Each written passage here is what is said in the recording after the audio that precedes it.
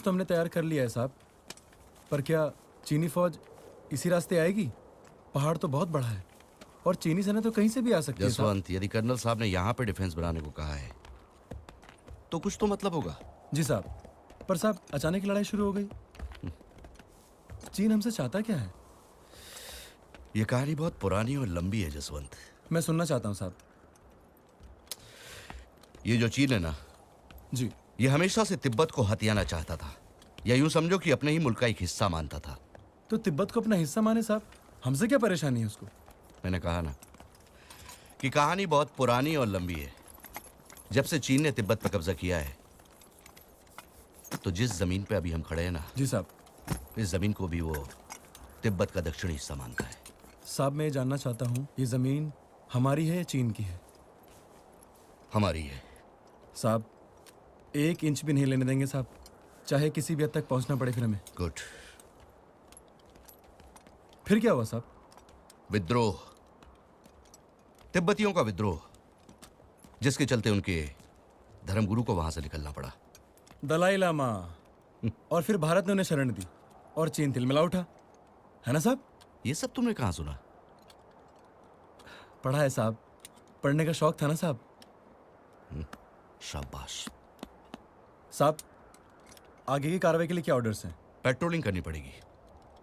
ये चीनी मोनपा के बेस में किसी भी गांव में आसपास कहीं भी हो सकते हैं।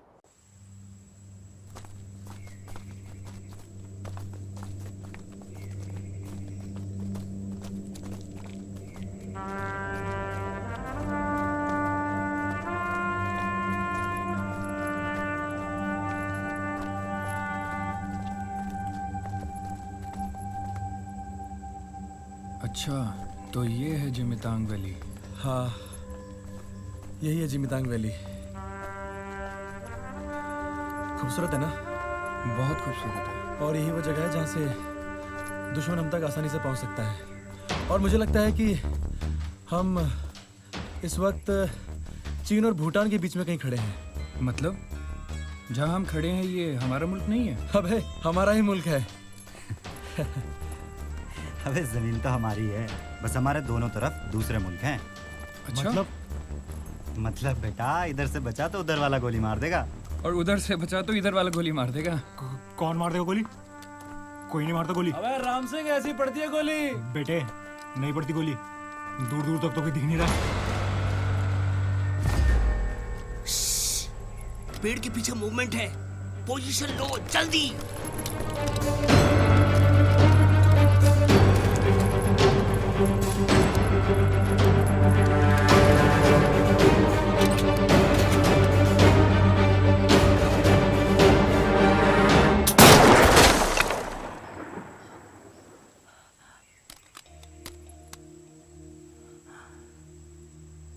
गोपाल भाई मैं बात करता हूँ उससे।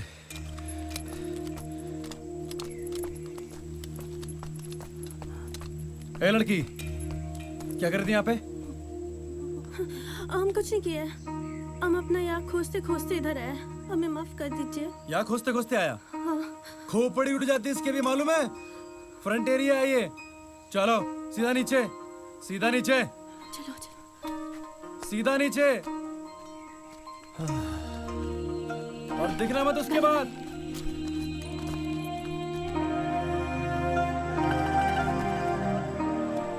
रुकना मत कहीं पे।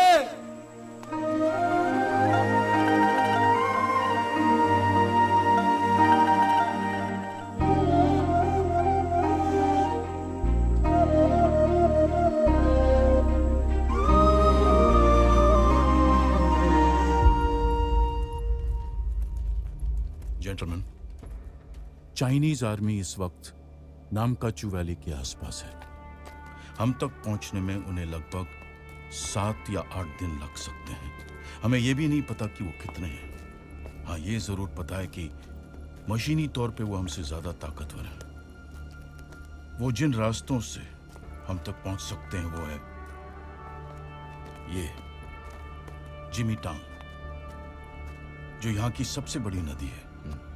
दूसरा कोजो किंग के रास्ते, नागुला से तवांग, तवांग से यहाँ सेला पास, which is the third pass.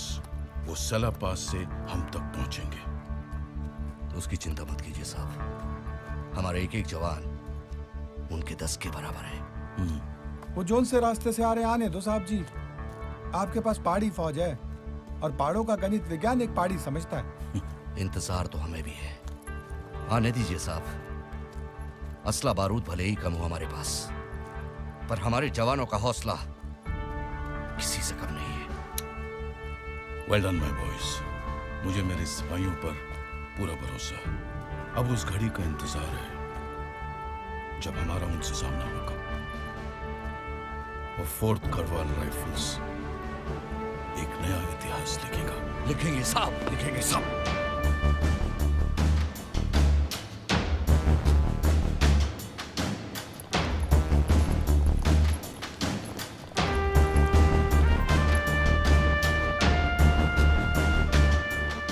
अब यहाँ कौन सी चीनी सुन आएगी?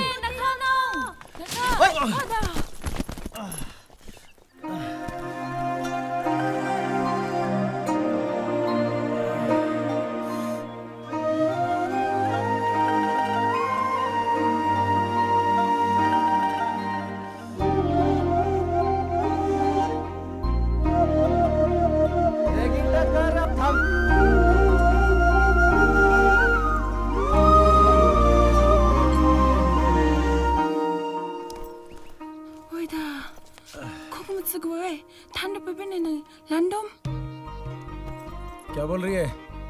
आपको चोट लगा है ना मेरे वजह से। देखिए थोड़ा सा। ओए उबो हंगले चोट ठंडे हुई। सने मासुरो तू भी आ गई? गले गले चल निकल। वो ठीक है। बहुत जोर से लग गए भाजी।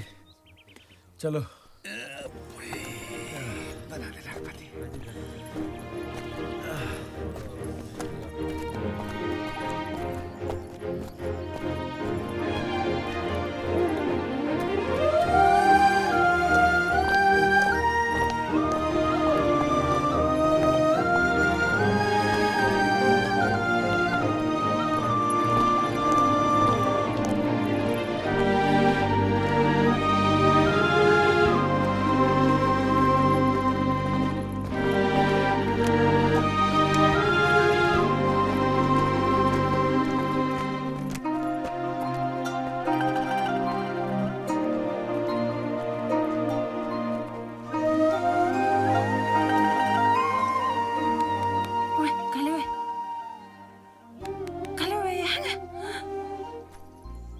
पीछे क्यों कर रही थी? जासूस है? नाम क्या है तेरा? वो आगे चोट लगा था ना आपको। मैंने नाम पूछा तेरा। नाम क्या है? वो सुनोर छेत्सबो नोरा सारंबो जीरे गोंगनबो। ए, इतना लंबा नाम है तेरा? नोरा रसबो नोरा नोरा नूरा। आइंदा पीछा मत करना, समझी?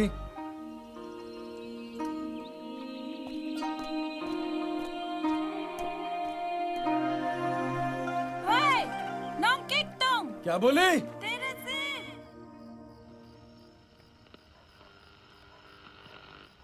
पता नहीं क्या डिब्बा पकड़ा दिया साहब ने, चलते ही नहीं, समाचार ही नहीं आ रहे इसमें।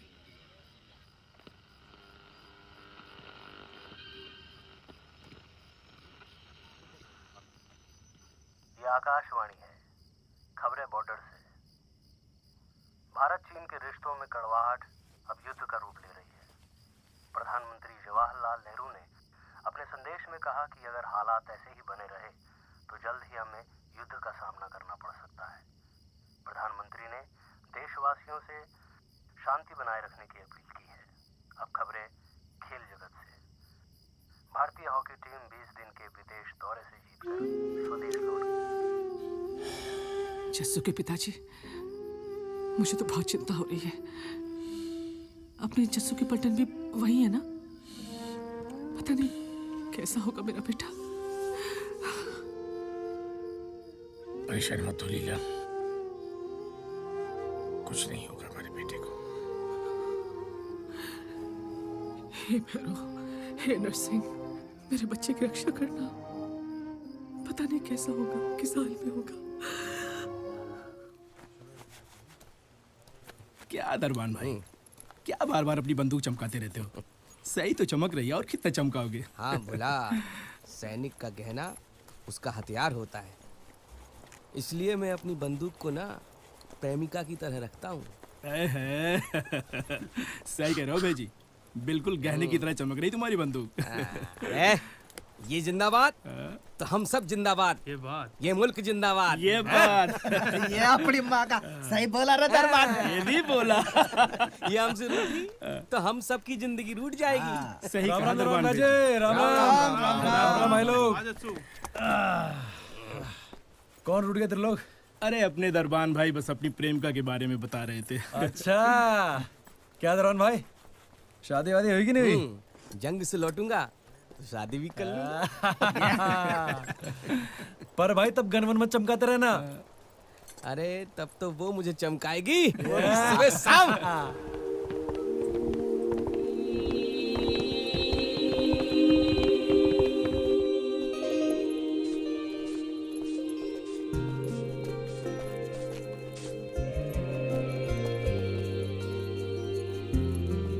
साहब अब हम बेस कैंप जाएंगे। अभी तो कोजो किंग की पेट्रोलिंग बाकी है। ये कहाँ है साहब? अरे जो तू प्यास लगी है यार। अच्छा, अभी तो बहुत दूर होगा ना यहाँ से। और कितना पानी पिएगा? तू चलने में आता हूँ। अरे कोई है? पानी मिलेगा पीने का? जसवंत को प्यास लगी है बहुत। चलो चलो। कोई है घर में? पानी पिला दीजिए।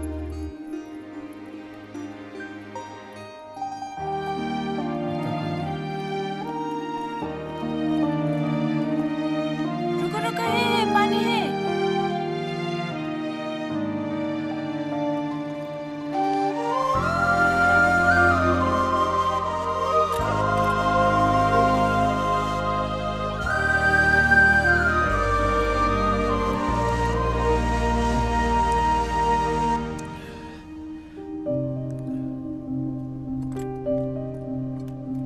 धन्यवाद। करण जी,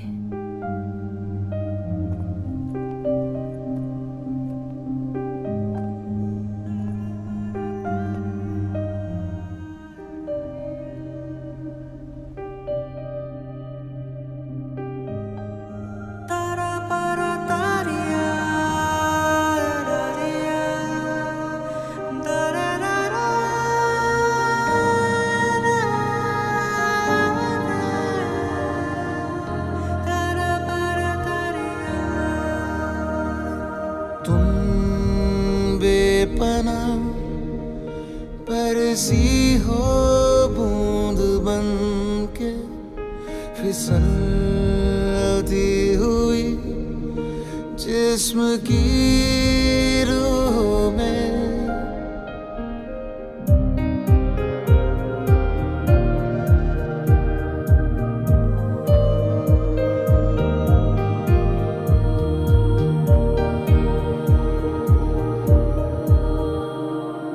तुम बेपनाह बरसी हो बूंद बन के फिसलती हुई जिस्म की रूह में। आलम है ये सोचा कुछ भी न जाए तेरी आंखों में डूबता चला। क्या ये सच है, ख्वाब है या कोई? बोल दो ना, बोल दो ना। तुम बेपनाह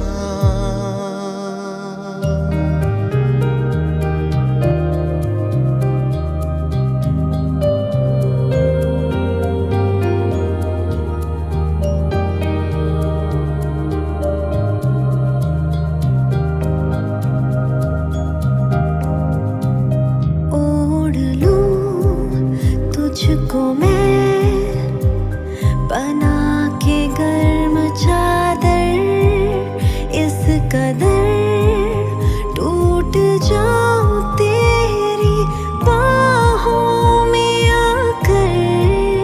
सर्द है ये हवाएं, खामोश है जहां, ख्वाहिशें है ना रहे कोई दरमियां।